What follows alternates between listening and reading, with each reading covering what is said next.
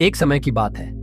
सोनपुर नामक गांव में एक गरीब मछुआरा रहता था जिसका नाम कुंदन था। उसके माता पिता की मृत्यु होने की वजह से वह अपने घर में अकेले रहता था। एक दिन वह जंगल में नदी किनारे मछलियों को पकड़ने जा रहा था कि तभी उसे वहां एक छोटा सा बंदर जख्मी हालत में गिरा हुआ दिखाई देता है। अरे तुम कौन हो और यहाँ इस हालत में क्या कर रहे हो? छोटे बंदर, छोटा सा मासूम बंदर कुछ नहीं बोलता। वह सिर्फ दर्द से तड़प रहा था। लगता है जंगल में इस मासूम बंदर का किसी ने शिकार किया है और ये उस शिकारी के शिकार से जख्मी होकर यहाँ पर अपनी जान बचाने के लिए आया है। तुम बिल्कुल परेशान मत हो छोटे बंदर, मैं तुम्हें अपने साथ ले जाऊंगा और तुम्हारा इलाज खुद करवाऊंगा। देखना, फिर तुम बिल्कुल ठीक हो जाओगे। कुंदन उस बंदर को ठीक होने का दिलासा देता है, लेकिन वह बंदर उसे चुपचाप अपनी मोटी मोटी आंखों से देखता रहता है। छोटे बंदर, तुम क्या गूंगे हो? मैं कब से तुम्हें इतनी सारी बातें कह रहा हूं, मगर तुम हो कि कुछ बोलते ही नहीं। मुझे तो ऐसा लगता है कि तुम बोल ही नहीं सकते। चलो कोई बात नहीं, मैं तुम्हें वैद्य जी के पास लेकर चलता हूं। संगीत संगीत। अरे कुंदन, कहाँ जा रहे हो इतने जल्दी में, और ये बंदर तुम्हें कहाँ से मिला? अच्छा हुआ वैद्य जी, आप मुझे यहीं मिल गए। मैं आप ही के पास आ रहा था वैद्य जी। ये बंदर बहुत जख्मी है, आप इसका इलाज कर दीजिए। कुंदन, लोग मेरे पास इंसान का इलाज कराने आते हैं और तुम इस बंदर को लेकर आए हो। भले इसे इलाज की क्या जरूरत? ये जानवर तो एक दूसरे का शिकार होने और एक दूसरे का शिकार करने के लिए ही दुनिया में आए हैं। नहीं वैद्य जी, आप ऐसा मत कहिए। जिस तरह हमें दर्द होता है उसी तरह इन्हें भी तो होता है ना। मुझे नहीं लगता कि तुम्हें अपनी मेहनत की कमाई इस बंदर के इलाज में लगानी चाहिए। वैद्य जी, मेरे पैसों का मल इस बंदर की जान से बढ़कर नहीं है। ठीक है कुंदर, अब तुम्हारी यही जिद है तो इसके आगे मैं क्या कर सकता हूं? चलो मेरे साथ। इतना कहकर वैद्य जी कुंदन और बंदर को अपने घर ले आते हैं। वह बंदर की चोट पर बहुत सारी दर लगाकर उसकी पट्टी बांधते हैं। देखो अंदर, मैंने इसकी मरहम पट्टी तो करती है, लेकिन तुम्हें इसका बहुत ज्यादा ख्याल रखना पड़ेगा। ठीक है वैद्य जी। कुंदन बंदर को लेकर अपने घर चला जाता है। बंदर बेचारा जख्मी हालत में सुस्त होकर कुंदन के पास लेटा रहता है। छोटे बंदर, तुम तो कुछ बोलते नहीं और मैं तुम्हारा नाम भी नहीं जानता, इसलिए मैं तुम्हें छोटा बंदर बुलाऊंगा। इतना कहकर कुंदन छोटे बंदर के लिए केला लेने चला जाता है। छोटे बंदर, देखो मैं तुम्हारे लिए केला लाया हूं। मैंने सुना है तुम बंदरों को केला बहुत पसंद होता है। अब जल्दी से उठो और ये सारे केले खाकर खत्म करो। इसके बाद तुम्हें अपनी दवाई भी तो लेनी है, तभी तो तुम ठीक हो पाओगे। कुंदन इतना कहकर अपने हाथ से केले के छिलके को उतारता है और केले के छोटे छोटे टुकड़े उस छोटे बंदर के मुंह में डालने लगता है। वह छोटा बंदर धीरे धीरे आराम से केले के टुकड़े खाता है, साथ ही अपनी मोटी मोटी आंखों से कुंदन को टुकुर टुकुर देखता है। दिन गुजरते जाते हैं और कुंदन उस छोटे बंदर की ऐसी ही सेवा करता है जिससे वह छोटा बंदर ठीक हो जाता है। छोटे बंदर, अब तुम पूरी तरह से ठीक हो चुके हो और अब मुझे लगता है कि तुम्हें तुम्हारे परिवार के पास पहुंचा देना चाहिए। चलो मैं तुम्हें तुम्हारे परिवार के पास जंगल में छोड़ देता हूं। कुंदन ये कहकर बंदर को जंगल की तरफ लेकर जाता है। ये लो छोटे बंदर, तुम्हारा जंगल आ गया। अब तुम अपने परिवार के पास चले जाओ। मुझे यकीन है कि तुम्हारे परिवार वाले भी तुम्हें ढूंढ रहे होंगे। कुंदन की ये बात सुनकर छोटा बंदर उसकी गोद से उतरता ही नहीं है। कुंदन बंदर को ऐसा करते देख उससे कहता है, छोटे बंदर, अब तुम जंगल में अपने परिवार के पास जाओ। कुंदन की बहुत कोशिशों के बाद भी बंदर उसकी गोद से नहीं उतरता। छोटे बंदर को ऐसा करते देख कुंदन परेशान होकर कहता है, छोटे बंदर, अब मैं क्या करूं? तुम तो मेरी गोद से उतर ही नहीं रहे हो। लगता है तुम वापस जाना ही नहीं चाहते। कुंदन की यह बात सुनकर बंदर उसके सीने में अपना मुंह छुपा लेता है। छोटे बंदर को ऐसा करते देख कुंदन मुस्कुराता है और कहता है, अच्छा तो तुम मेरे साथ रहना चाहते हो। वैसे मेरे घर में मेरे अलावा और कोई नहीं रहता। अच्छा है, मुझे तुम्हारे रूप में अपने लिए एक साथी मिल जाएगा कुंदन। ये कहकर उस बंदर को अपने घर वापस ले आता है और फिर वह दोनों साथ रहने लगते हैं। छोटा बंदर कुंदन के हर काम में उसका हाथ बनता है। एक दिन कुंदन नदी किनारे मछली पकड़ने जाता है। तभी वहां पर एक दूसरा मछुआरा आता है और कहने लगता है, अरे तुम कौन हो और यह क्या कर रहे हो? मैं कुंदन हूँ और यहाँ पर मछली पकड़ने आया हूँ, पर मैंने तो तुम्हें यहाँ पहले कभी नहीं देखा। मैं तो यहाँ रोज आता हूँ। हो सकता है कि आप और मैं रोजाना अलग अलग समय पर मछली पकड़ने आते हो, इसलिए हम दोनों की कभी मुलाकात नहीं हुई। तुम मुझसे मत बोलो। और रही बात तुम्हारे यहाँ आने की, तो आज के बाद मैं तुम्हें यहाँ मछली पकड़ता ना देखूं, क्योंकि यह नदी मेरी है। अगर तुमने दोबारा इस नदी से मछलियां पकड़ने की कोशिश भी की तो मैं तुम्हें इस नदी में फेंक दूंगा। कुंदन गरीब होने के साथ ही बहुत सीधा भी था, इसलिए वह उस मछुआरे से बिना कुछ कहे चुपचाप अपने घर आ जाता है, जहां छोटा बंदर उसके आने का इंतजार कर रहा होता है। छोटे बंदर, अब मैं क्या करूं? मेरे पास तो कोई दूसरा काम भी नहीं है जिससे मैं अपना और तुम्हारा खर्च उठा सकूं। कुछ देर बाद कुंदन फिर से छोटे बंदर से कहता है, छोटे बंदर, मैं सोच रहा हूं कि हमें यहां से कहीं और जाकर कोई नया काम ढूंढना चाहिए। कुंदन ये कहकर उस छोटे बंदर को अपने साथ ले जाता है और फिर चलते चलते वह दोनों जंगल की तरफ आते। संगीत है, तभी अचानक बंदर कुंदन का हाथ जोर जोर से खींचने लगता है। छोटे बंदर, क्या हुआ? तुम ऐसे मुझे बार बार क्यों खींच रहे हो? अच्छा, मैं समझ गया, तुम्हें भूख लगी है। रुको, मैं देखता हूं, शायद इस जंगल में तुम्हारे खाने लायक कोई फल मिल जाए। कुंदन ये कहकर उस बंदर को अपने साथ लिया। जंगल के अंदर किसी फल की तलाश में इधर उधर देखता है, लेकिन उसे उस जंगल में सूखे पेड़ों के अलावा कुछ नहीं दिखता है। तभी कुंदन छोटे बंदर से कहता है, मुझे तो यहां तुम्हारे खाने के लिए कोई फल नहीं दिख रहा। अब तुम्हें अपनी भूख थोड़ी देर और बर्दाश्त करनी पड़ेगी। हम जैसे ही दूसरे राज्य पहुंचेंगे, हो सकता है वहां कोई हमारी मदद कर दे। कुंदन यह कहते हुए उस जंगल से निकल जाता है और चलते चलते दूसरे राज्य पहुंचता है। अब तो शाम होने आई है, लेकिन अभी तक मुझे तुम्हारे लिए कोई खाना नहीं मिला। अभी कुंदन छोटे बंदर से यह कह ही रहा था कि तभी उसे पीछे से उस राज्यों के राजा आते हुए दिखाई देते हैं। तुम कौन हो?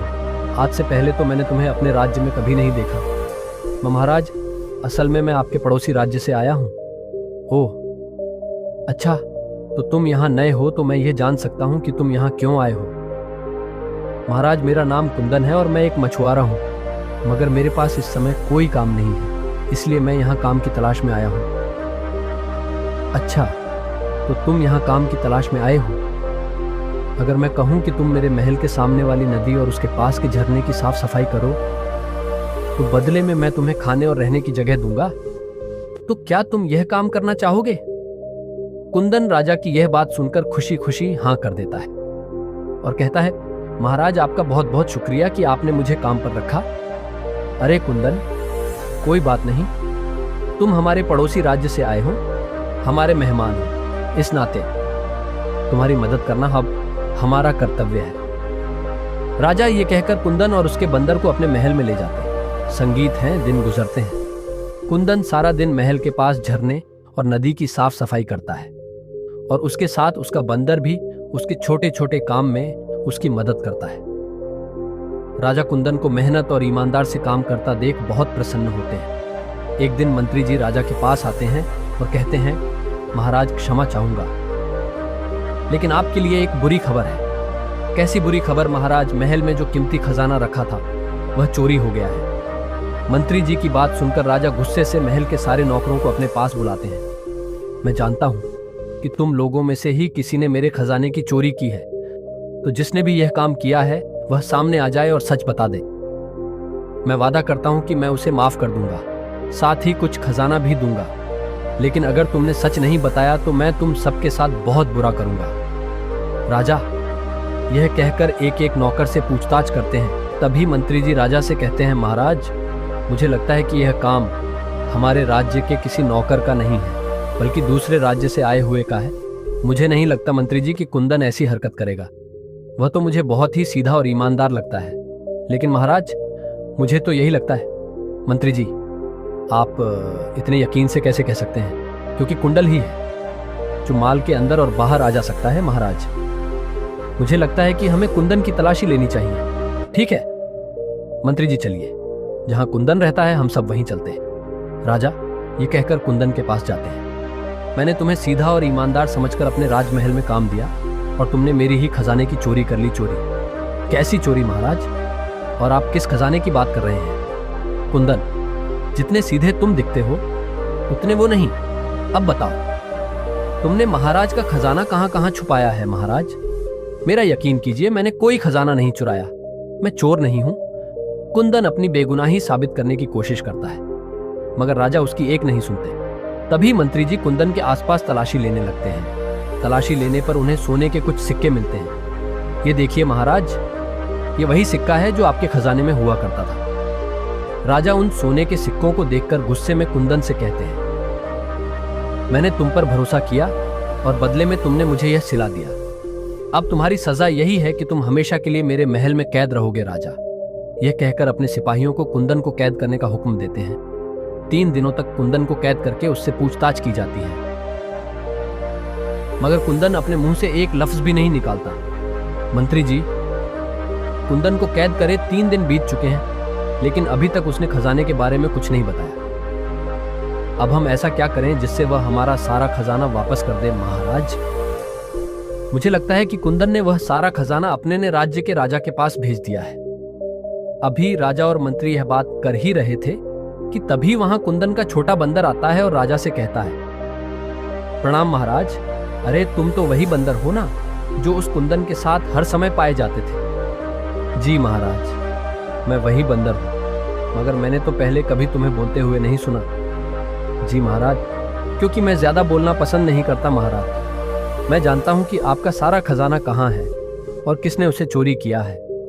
अच्छा तो बताओ फिर, मेरा खजाना कहां है महाराज? महल के पीछे जो पर्वत है, उस पर्वत के नीचे एक छोटी सी गुफा है। वो खजाना उसी गुफा में छुपा गया है। लेकिन यह काम आखिर किसने किया? महाराज, मेरी एक शर्त है। अगर आप मेरी शर्त पूरी करेंगे तो ही मैं बताऊंगा कि आपके खजाने को किसने चुराया है। ठीक है, तुम्हारी शर्त मुझे मंजूर है। बताओ मुझे क्या करना होगा महाराज? आपको मेरे मालिक यानी कुंदन को अपनी कैद से आजाद करना होगा।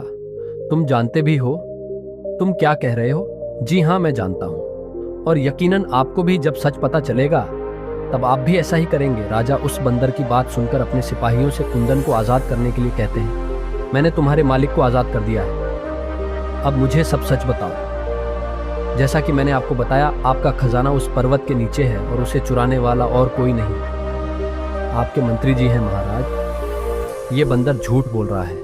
भला मैं आपका खजाना क्यों चुराऊंगी? इतने सालों में क्या कभी मैंने आपसे कोई बेईमानी की है? मंत्री की यह बात सुनकर राजा उस बंदर से कहती हैं, मूर्ख बंदर, यह क्या कह रहे हो? तुम हमारे मंत्री जी पर झूठा आरोप लगा रहे हो महाराज। अगर आपको यकीन नहीं है तो आप मेरे साथ चलिए और खुद अपनी आंखों से देख लीजिए महाराज। राजा उस बंदर की बात मानकर सबके साथ उस पर्वत की तरफ निकल जाते हैं। छोटा बंदर सबको उस पर्वत के नीचे बनी गुफा में ले जाता है और वहां पर छुपा सारा खजाना राजा को दिखाता है। मंत्री जी, आपने मेरा खजाना चुराया। मगर क्यों महाराज? ये झूठ बोल रहा है। मैंने ये खजाना नहीं चुराया। ये जरूर इस बंदर और उसके मालिक कुंदन का काम है। मंत्री जी, आप मेरे साथ इतनी बड़ी दगाबाजी करेंगे? मैंने सोचा भी नहीं था, लेकिन अब इसकी सजा आपको जरूर मिलेगी। आपकी सजा यही है कि आप कुंदन की जगह महल में कैद रहेंगे और आपकी जगह कुंदन महल का नया मंत्री बनेगा। मंत्री को सजा सुनाने के बाद राजा कुंदन से कहते हैं, कुंदन, मुझे माफ कर दो। मैंने तुम्हें बेवजह सजा दी नहीं महाराज। आप मुझसे माफी मत मांगिए कुंदन। तुम्हारा ये बंदर बहुत समझदार है और तुम्हारा बहुत ही वफादार साथी है। अगर आज यह ना होता तो सच में हम तुम्हें हमेशा के लिए अपनी कैद में रखते। जी महाराज, मैं जानता हूं मेरा ये छोटा साथी मेरा वफादार है, लेकिन मुझे ये नहीं पता था कि यह बोल भी सकता है। वैसे छोटे बंदर, तुम्हें कैसे पता चला कि यह सब मंत्री जी ने किया है? जब आप कुंदन को सजा देने के लिए ले जा रहे थे तब मुझे एक सोने का सिक्का मंत्री जी के पास से गिरा हुआ मिला। उस दिन से मैंने मंत्री जी पर नजर रखना शुरू कर दी थी, और फिर जैसे ही मुझे खजाने का पता चला तो मैंने आपको आकर बता दिया। शाबाश छोटे बंदर, तुमने बहुत ही अच्छा काम किया है। शुक्रिया मेरे छोटे बंदर, मैं तुम्हारी वफादारी को सलाम करता हूं। इतना कहकर वह अपने छोटे बंदर को गले लगा लेता है। यदि आप लोगों को यह कहानी अच्छी लगी हो तो कमेंट यस जरूर लिखें। धन्यवाद।